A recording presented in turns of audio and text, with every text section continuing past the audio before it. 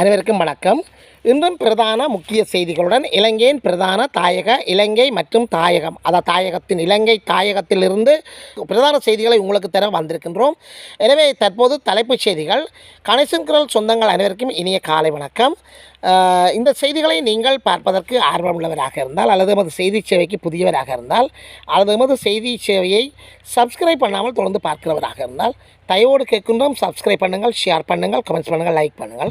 அருகில் இருக்கிற பெல் ஐக்கானை கிளிக் பண்ணி நாங்கள் போடுகின்ற காணொலிகள் அனைத்தையும் உடனுக்குடன் பார்க்கக்கூடியவாறான நோட்டிஃபிகேஷனை ஏற்படுத்திக் கொள்ளுங்கள். தலைப்புச் செய்திகள். விடுதலை புலிகளுக்கு நீடிக்கப்படுகிறது தடை. சட்டவிரோத மீன்பிடி உடன் தடை செய்க தனிநபர் பிரேரணையை நேற்று முன்வைத்தார் ரவிகரன் எம்பி. தவறான முடிவெடுத்து ஒருவர் பலி. யாழ்ப்பாணத்தில் சம்பவம். உயிர்த்த ஞாயிறு தாக்குதல் விசாரணைகளை குழப்ப பல்வேறு சதி முயற்சிகள். அரசாங்கம் குற்றச்சாட்டு. ரவிகரன் எம்பியின் தனிநபர் பிரேரணைக்கு ஆளும் தரப்பு ஆதரவு. இலங்கையில் தற்போது 58 பாதாள குழுக்கள். வடமாகாணத்தில் மார்ச் மாதத்தில் மழை பெய்யலாம். ஐக்கிய நாடுகள் மனித உரிமைகள் பேரவையின் 58வது அமர்வுகள் நாளை ஆரம்பம். இலங்கைக்கு எதிரான பிடி இறுகுமா? கோப்பாய் விபத்தில் படுகாயமடைந்தவர் நேற்று உயிரிழப்பு. ரயில்கள் மீது தாக்குதல், 3 சிறுவர்கள் கைது. எனவே நீங்கள் இதுவரை கேட்டவை தலைப்பு செய்திகள். இனி விரிவான செய்திகள். விரிவான செய்திகளை பார்ப்பதற்கு முன்னர் மறக்காமல் எமது காணொலியை சப்ஸ்கிரைப் பண்ணி காணொலிக்குள் வாருங்கள். விடுதலை புலிகளுக்கு நீடிக்கின்றது தடை. தமிழீழ விடுதலை புலிகள் உள்ளிட்ட 15 அமைப்புகள் மீதான தடையை நீடித்து வர்த்தமானி அறிவித்தல் விடுக்கப்பட்டுள்ளது. பாதுகாப்பு செயலாளர் ஏர் வைஸ் மார்ஷல் HS துயகொந்தாவால் இந்த வர்த்தமானி அறிவித்தல் வெளியிடப்பட்டுள்ளது. பயங்கரவாதத்தில் ஈடுபட்டுள்ளமை, பயங்கரவாதத்துடன் தொடர்பட்ட செயற்பாடுகளுக்கு நிதி அளித்தமை ஆகிய குற்றச்சாட்டுக்களின் அடிப்படையிலே இந்த தடை விதிக்கப்பட்டுள்ளதாக அந்த வர்த்தமானி அறிவித்தல் குறிப்பிடப்பட்டுள்ளது. குறித்த அமைப்புகளின் நிதி மற்றும் பொருளாதார சொத்துக்களுக்கு முடக்கப்பட்டுள்ளன. மேலும் பயங்கரவாதத்துடன் தொடர்புடைய 222 நபர்களின் பெயர் பட்டியலையும் அரசாங்கம் வெளியிட்டுள்ளது. சட்டவிரோத மீன்பிடி உடன் தடை செய்க வடபகுதி கடற்பரப்பில் தனிநபர் பிரேரணையை நேற்று முன்வைத்தார் ரவிகரன் எம்பி. வடக்கு கடற்பரப்பில் தொடர்ச்சியாக இடம்பெற்று வரும் சட்டவிரோத மீன்பிடி உள்ளிட்ட அத்துமீறல் நடவடிக்கைகளை உடனடியாக கட்டுப்படுத்த வேண்டும் என்று வலியுறுத்தி நாடாளுமன்ற உறுப்பினர் ரவிகரன் நேற்று தனிநபர் பிரேரணையை முன்வைத்துள்ளார்.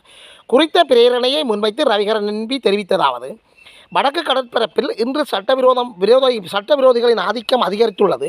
சட்டவிரோத மீன்பிடி காரணமாக பல்லாயிரம் நேர்மையான மீனவர்கள் பாதிக்கப்பட்டுள்ளனர்.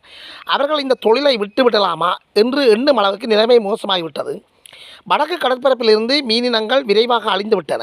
எனவே சட்டவிரோத மீன்பிடியை கட்டுப்படுத்த போகிறீர்களா இல்லையா?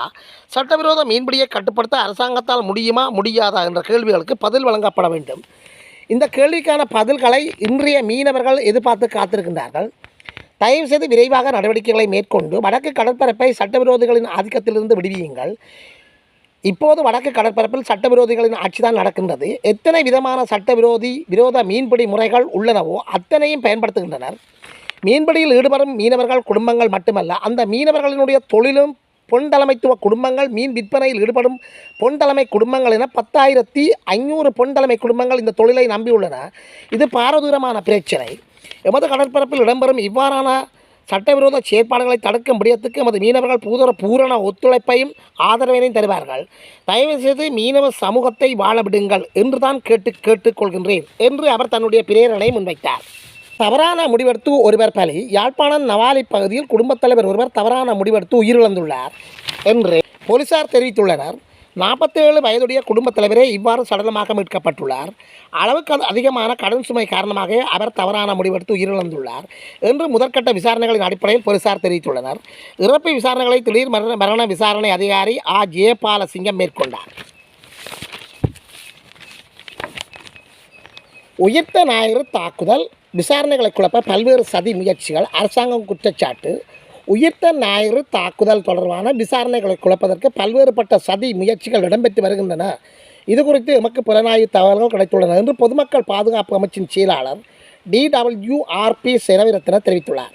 இது தொடர்பில் அவர் மேலும் தெரிவித்ததாவது: பாதாள குழுக்களை ஒடுக்குவதற்குரிய செயற்பாடுகள் சிறப்பாக இடம்பெற்று வருகின்ற நிலையில் சில சந்தர்ப்பங்களில் அவற்றுக்கு தடங்கள் ஏற்படுவதற்கு முயற்சிக்கும் குழுக்கள் தொடர்பில் நாம் சம்பந்தமாகவும் எமக்கு தகவல் கிடைத்துள்ளன.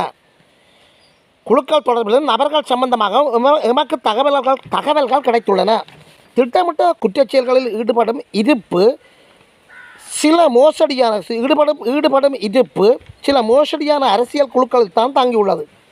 ஆதலால் அந்த குற்றச்செயல்களில் ஈடுபடும் குழுக்களை பாதுகாப்பதற்கு அரசியல் குழுக்கள் நடவடிக்கைகளை மேற்கொண்டு வருகின்றன. சந்தேக நபர்கள் சிலர் கைது செய்யப்பட்டுள்ளனர்.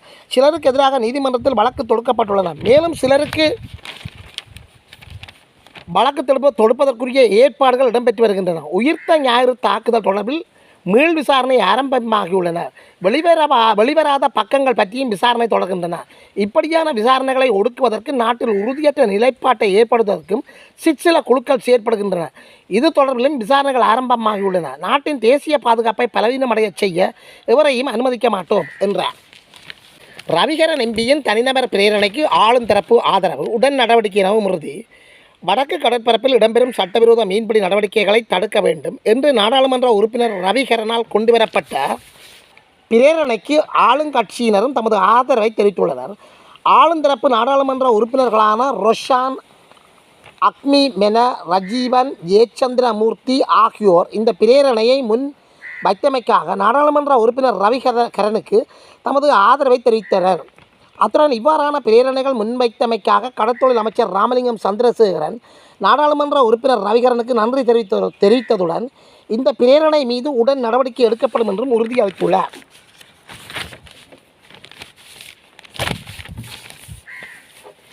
இலங்கையில் தற்போது 58 பாதாள குழுக்கள் அடையாளம் காணப்பட்டுள்ளன எனவும் இந்த வலையமைப்பில் 1400 பேர் வரை செயற்படுகின்றனர் எனவும் போலீஸ் மா அதிபர் பிரியந்த வீரசூரிய தெரிவித்துள்ளார். அரசாங்க தகவல் திணைக்களத்தில் நேற்று நடைபெற்ற ஊடக சந்திப்பின் போதே அவர் இந்த தகவலை வெளியிட்டுள்ளார். இது தொடர்பில் அவர் மேலும் தெரிவிக்கையில், கடந்த காலங்களில் பாதாள குழுக்களுக்கு ஏதேனும் அடிப்படையில் அரசியல் பாதுகாப்பு கிடைக்கப் பெற்றுள்ளது. தற்போது அவ்வாறு அரசியல் பாதுகாப்பு கிடைக்க பெறவில்லை. இலங்கைக்குள் உதவியவர்கள் மூலமும் செயற்பட முடியாத சூழ்நிலை ஏற்பட்டுள்ளது. கைதுகள் இடம்பெறுகின்றன. இதனால் சிலர் வெளிநாடுகளுக்கு தப்பிச் சென்றுள்ளனர். இலங்கையில் தற்போது வரை 58 பாதாள குழுக்கள் செயற்படுகின்றன. 1400 பேர் வரையிலான உதவியாளர்கள் உள்ளனர். கோட்பாதர்கள் வெளிநாடுகளிலிருந்து இவர்களை இயக்குகின்றார்கள். 2024ஆம் ஆண்டு 75 துப்பாக்கிச்சூட்டு சம்பவங்கள் இடம்பெற்றன. வெட்டி கொலை செய்யப்பட்ட சம்பவங்கள் 18 பதிவாகின. இவ்வருடம் இதுவரையான காலப்பகுதியில் 17 துப்பாக்கிச்சூட்டு சம்பவங்கள் இடம்பெற்றுள்ளன. வெட்டி படுகொலை செய்யப்பட்ட சம்பவங்கள் 5 இடம்பெற்றுள்ளன. இவற்றுக்கு மறைமுகமாகவோ நேரடியாகவோ பாதுகாப்பு தரப்பின் ஒத்துழைப்பு கிடைக்கப்பெற்றுள்ளது. அவர்களும் அடையாளம் காணப்பட்டு கைது செய்யப்பட்டு வருகின்றனர்.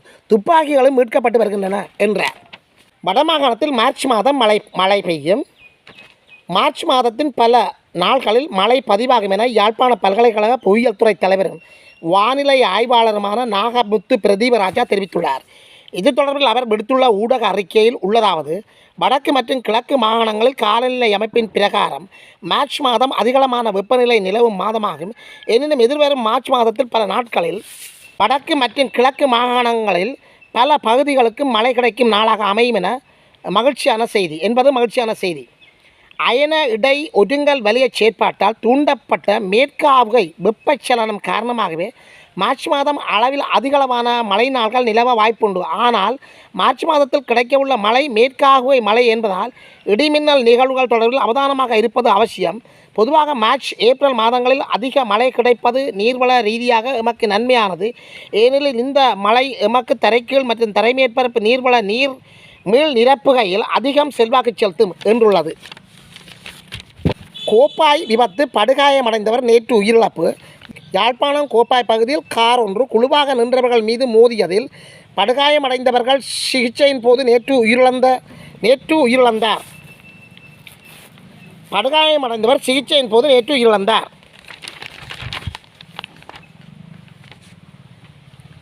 கோப்பாய் மத்தியைச் சேர்ந்த சோதிலிங்கம் கஜேந்திரன் வயது 30 என்பவரே இவ்வாறு உயிரிழந்தார். அவர் மரண வீட்டுக்கு சென்று திரும்பியவர்கள் குழுவாக கடையொன்றுக்கு முன்பாக நின்ற வேளையில் காரொன்று அவர்கள் மீது மோதி நேற்று முன்தினம் இடம்பெற்ற இந்த விபத்தில் ஒருவர் படுகாயமடைந்துடன் மேலும் 5 பேர் காயமடைந்திருந்தனர். அவர்களின் படுகாயமடைந்த நபரை நேற்று சிகிச்சையின் போது உயிரிழந்துள்ளார்.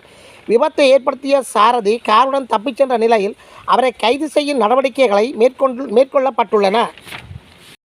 ஐக்கிய நாடுகள் மனித உரிமைகள் பேரவையின் 58வது அமர்வு நாளைய தினம் ஆரம்பமாக உள்ள நிலையில் இலங்கையின் விவகாரங்கள் தொடர்பில் பெரும் எதிர்பார்ப்பு ஏற்பட்டுள்ளன. நாளை முதல் ஏப்ரல் மாதம் 4ஆம் தேதி வரை இந்த அமர்வு நடைபெறவுள்ளது. இலங்கையின் பொறுப்புக்கூறல் தொடர்பான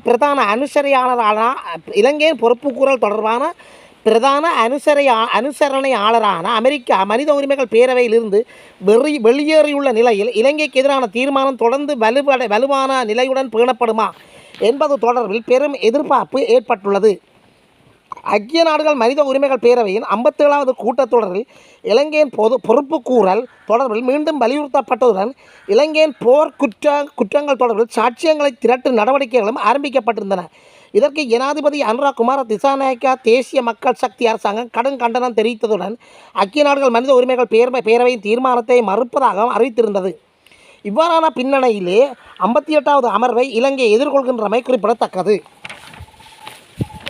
ரயில்கள் மீது தாக்குதல், 3 சிறுவர்கள் கைது. யாழ்ப்பாணத்தில் அண்மை காலமாக ரயில்கள் மீது தாக்குதல் நடத்தப்பட்ட நிலையில் பிரதான சந்தேக நபர்களான 3 சிறுவர்கள் கைது செய்யப்பட்டுள்ளனர். யாழ்ப்பாணம் போலீஸ் புலனாய்வு பிரிவினால் கைது செய்யப்பட்ட அவர்கள் யாழ்ப்பாணம் போலீசாரிடம் ஒப்படைக்கப்பட்டுள்ளனர். 3 சிறுவர்களும் 15 வயதுடையவர்கள். அவர்களில் ஒருவர் ஏற்கனவே சீர்திருத்த பள்ளியில் சேர்க்கப்பட்டு பின்னர் விடுவிக்கப்பட்டவர் என்று முதற்கட்ட விசாரணைகளின் அடிப்படையில் போலீசார் கூறியுள்ளனர். சந்தேக நபர்களை நீதிமன்றத்தில் முற்படுத்தும் நடவடிக்கைகளை முன்னெடுத்து வருவதாக போலீசார் தெரிவித்தனர்.